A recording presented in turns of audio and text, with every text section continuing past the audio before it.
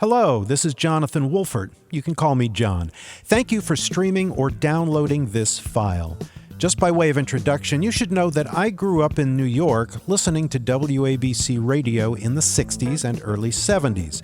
That station had a big influence on my life in many ways, as you'll hear. Eventually, I was able to work at Pam's, the company in Dallas, Texas, who made the WABC jingles for a long time. After a few years, I started my own company, Jam Creative Productions. Jam has been doing the jingles for WABC since 1975. This is a documentary about the history of WABC's jingles. It was first heard on Rewound Radio, where I do a weekly show. It aired over the course of 3 weeks in December 2019. We've edited together all of the segments into one continuous piece. What you're about to hear is the original source audio, with a few improvements. It was not recorded as an air check off the air from Rewound Radio, so it doesn't have the great audio processing, the compression and EQ that the station adds. That processing certainly does make it sound more like Top 40 radio, and it certainly helps my voice, but I'm presenting the unprocessed version because it's the purest way to hear the jingles. And that is what this is all about. It's jingle time on Rewound Radio with John Wolfert. Once upon a time, there was a radio station. WABC AM and FM, New York. 77 WABC. Yeah, Big Dan back again. Thank you, Doug. We got music for you. That's the music. 77 WABC. With a hotline of hits. Today, this song is super hit number 5. I get around. The station developed a sound. All-American Radio in New York town. Big Dan Ingram on the go on 77 Radio. Yeah, little Mary Wells goodie for you. This is my guy. Hitline rated number 9. The super hit sound is WABC. 20 past 3. Nothing you can say can tear me away from my guy. And the sound became part of tens of millions of lives. Well, here it is, the new year, everybody. Cousin Brucey in the brand new year with all my friends here. And I hope everybody all over America listening right now in Canada and South America and Africa. We're getting letters from West Africa now. It's just really great. Everybody, Happy New Year, and I hope 1968 is really great for you.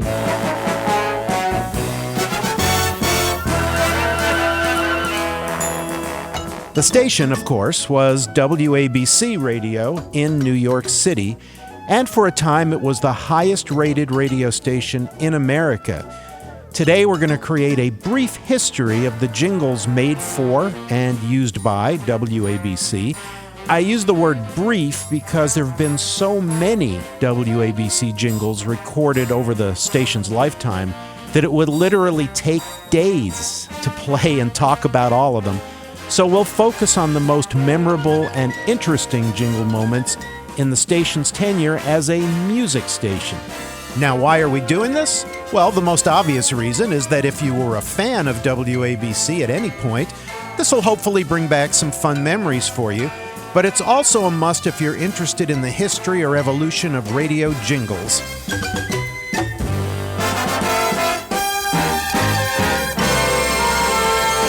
It's not just about what listeners in New York heard.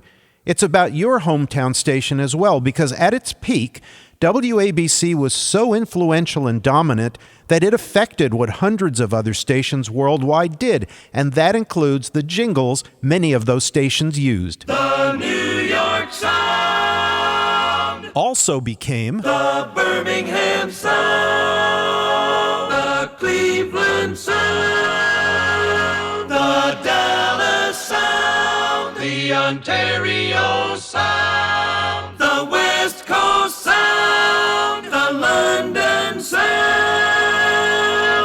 the sound spread everywhere, but of course there was only one original. 77 WABC.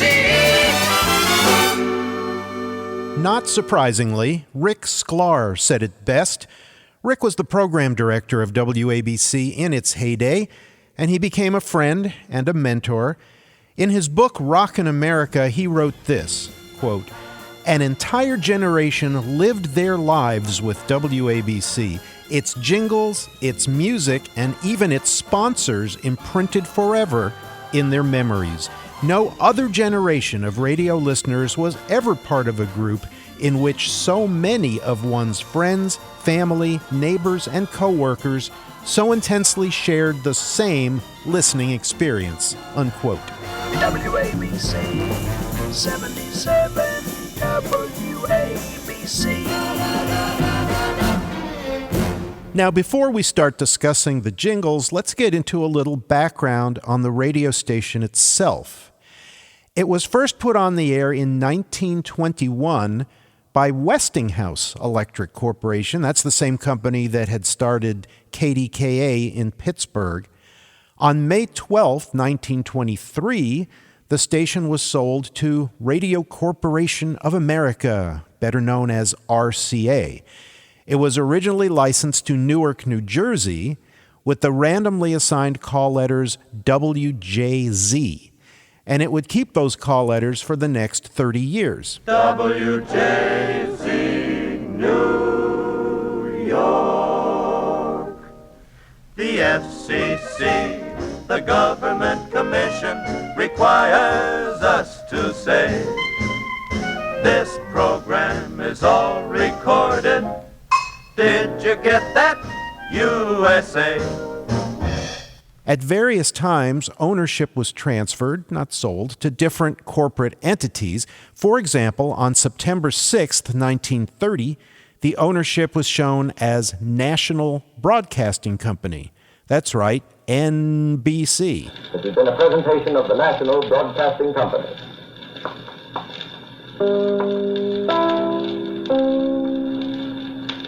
WJZ, New York. By the way, WJZ did not start out broadcasting on 770.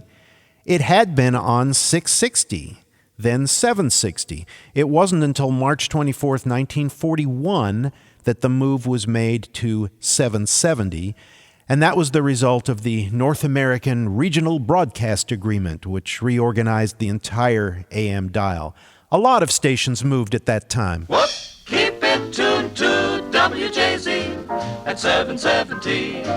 Tooroodle-doo-doo, a happy frequency. Tooroodle-doo-doo, all night long.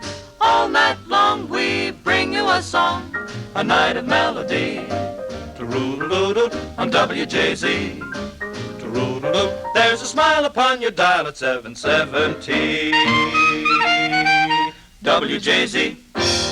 In 1942, about the time that jingle was made, WJZ was under the control of the Blue Network Company. And that's an interesting side story. The history behind that is that the NBC radio network had started in 1926, and it expanded so rapidly that by 1927 they found themselves with an excess of affiliates in the same cities. So it split its programming into two separate networks called the Red and Blue Networks.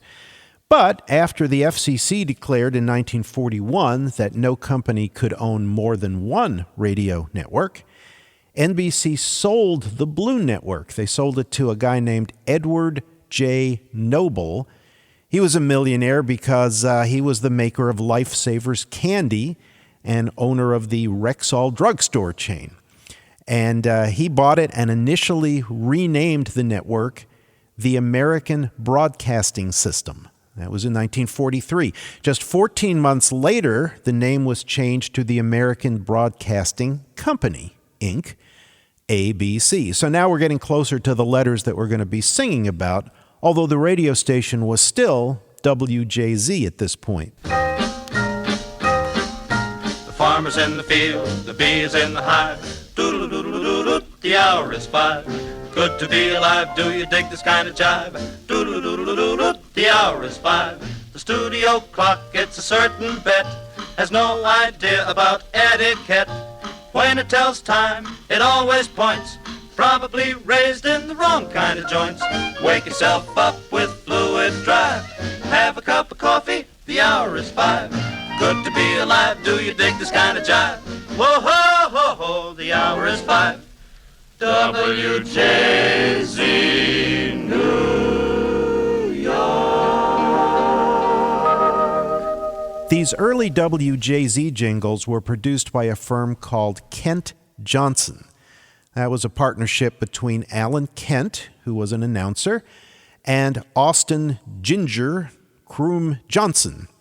Johnson had attended the Royal College of Music in England and worked at the BBC from 1933 till 1936. He was ultimately hired by NBC to be in charge of all their light programming. Kent Johnson was formed in 1938 and created many famous national commercial jingles, including the well-known Pepsi-Cola Hits the Spot campaign. Pepsi-Cola hits the spot, 12 full ounces, that's a lot, twice as much for a nickel too. Pepsi-Cola is the drink for you. Nickel, nickel, nickel, nickel, nickel, nickel, nickel, nickel, nickel, nickel, nickel, nickel, trickle, trickle, trickle, trickle, nickel, nickel, nickel. The team of Kent and Johnson produced a lot of jingles for WJZ, many of which aired overnight when the station just played music without any announcers. And if you needed a reminder why it's interesting to listen to these old jingles from a historical standpoint, keep in mind that this was taking place during World War II. And they made a jingle specifically to honor those who were working the third shift, the overnight late shift, in an effort to help America and the Allies win the war. And now it's 4 o'clock. Hello, hon, the hour is 4. Come on in and shut the door. Gee, I'm tired, but I don't mind a bit. Night shift work keeps liberty lit. Darling, I'm awfully proud of you. Oh, shucks. Americans have got a job to do. 24 hours a day are working hours for the USA. Respectfully, we dedicate this song to you who work the whole night long. The Axis is listening.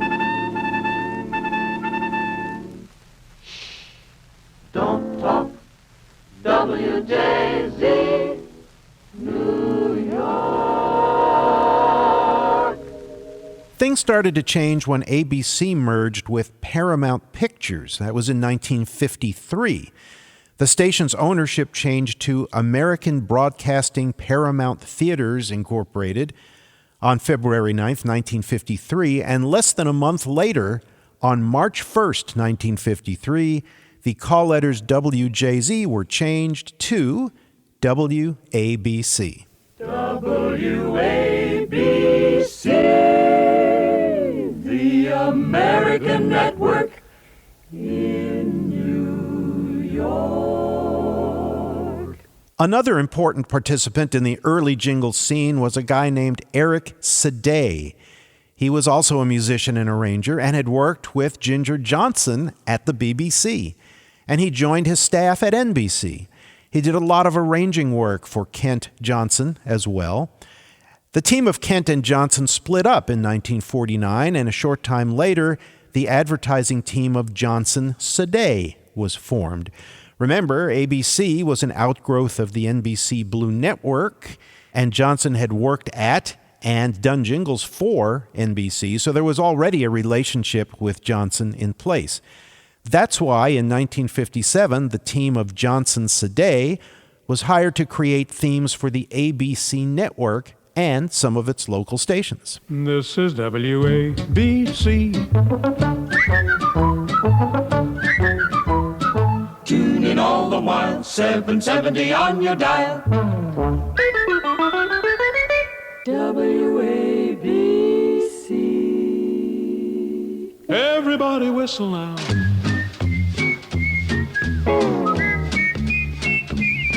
So come on in, the music's free, yours musically. WABC. By the way, before we go any farther, I want to publicly say thank you to Tracy Carman and Don Warsham, whose efforts through the Media Preservation Foundation made it possible for us to hear some of those early WJZ and WABC jingles So, thanks to them. On the dial 770, won't you please drive carefully? This is WABC in old New York. It was December of 1960 when WABC became a top 40 radio station, and obviously the jingles had to change, and change they did. We'll talk about that in our next segment. John Wolfert, Rewound Radio. Let's move up now to December of 1960 when WABC finally became a top 40 radio station. A whole new sound both behind the microphone and in the jingles. There's fun and excitement throughout the day. 77's colorful way. So stay tuned in through dusk and dawn, where something's always going on. WABC in New York.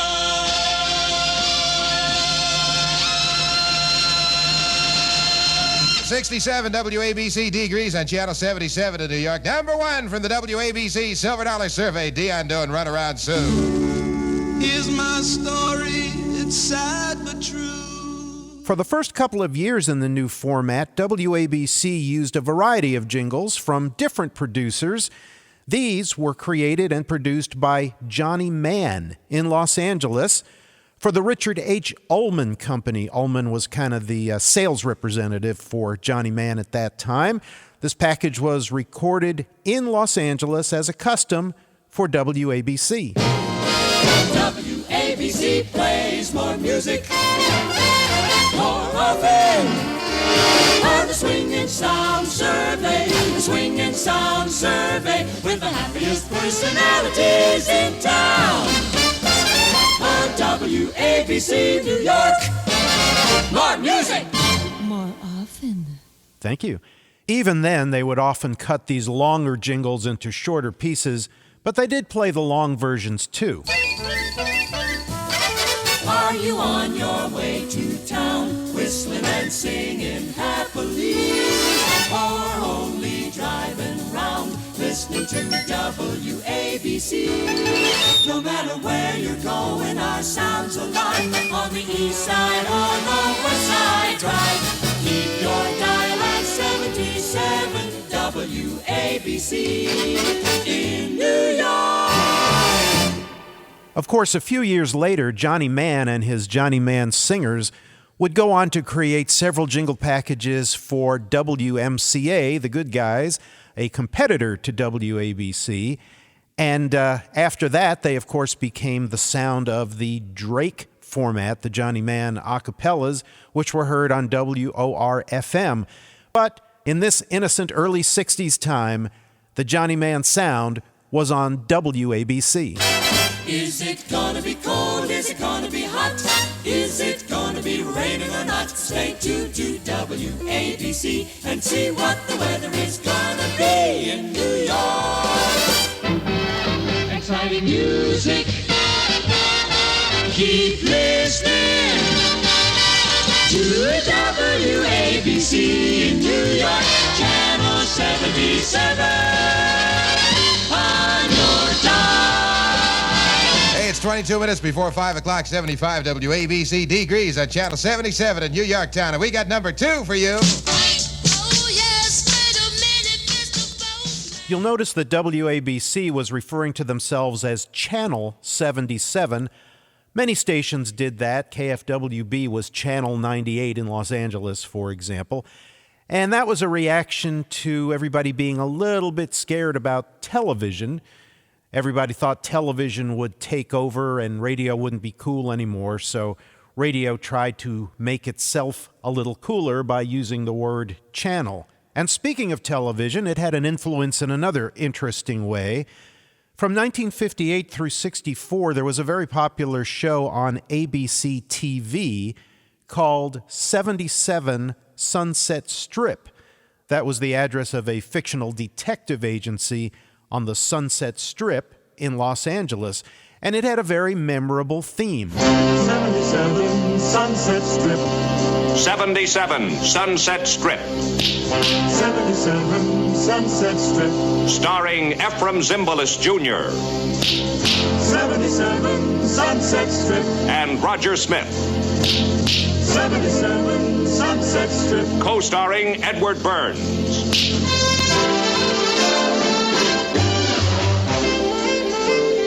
Produced by Warner Brothers. Since WABC was, of course, 77, they couldn't resist the idea of having some jingles made that would tie into the theme from the very popular ABC TV show. 77 radio. 77 radio.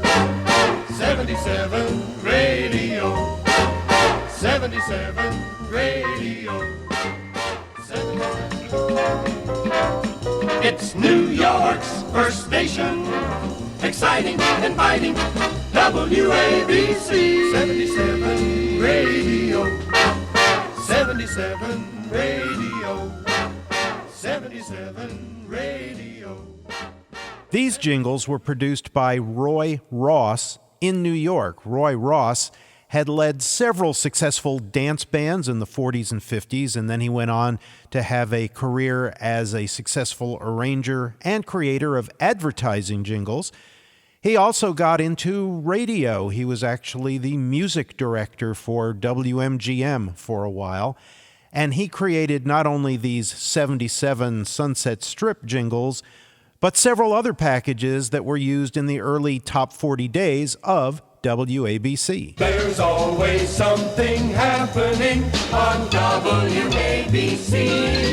It's the right spot, New York's bright spot. Sparkling 77. WABC, the sound of New York.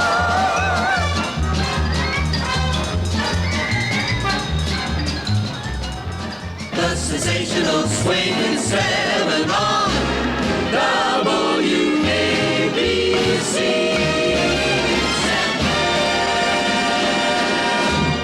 Day and night, WABC. Channel 77. The sound of New York. By the way, shortly before the switch to top 40, WABC had some jingles done in the style of Mitch Miller, of all things. Please, don't just sit there. Come on and sing. 5 foot 2, eyes of blue. But oh, what those 5 foot could do. Has anybody seen my girl? Mitch Miller was an influential guy in American popular music during the 50s and early 1960s. Because he was the head of A&R at Columbia Records, he was a best-selling recording artist, and he had an NBC television series called Sing Along with Mitch. The show was hosted by Mitch and featured a large male chorus singing all kinds of standard tunes with the lyrics presented at the bottom of the screen so you could sing along. Oh, that beautiful sound of WABC. You can hear the music everyone loves best. Every hour you're a welcome guest. Stay tuned to 77. Oh, that beautiful sound. I'm told, and I choose to believe it, that those sing-along type jingles were created by Tom Merriman, who at the time was at CRC in Dallas. That's Commercial Recording Corporation. That was one of the early Dallas jingle companies, a competitor to Pam's at the time. And apparently the sing-along series became CRC Series 15. So it's not clear to me whether they actually went to New York and used the Mitch Miller singers for real, or whether they just did jingles in the Mitch Miller style. Either way, it sounded exactly like Sing Along with Mitch and didn't make any sense at all on this radio station now that it was top 40. That happy, happy station is WABC.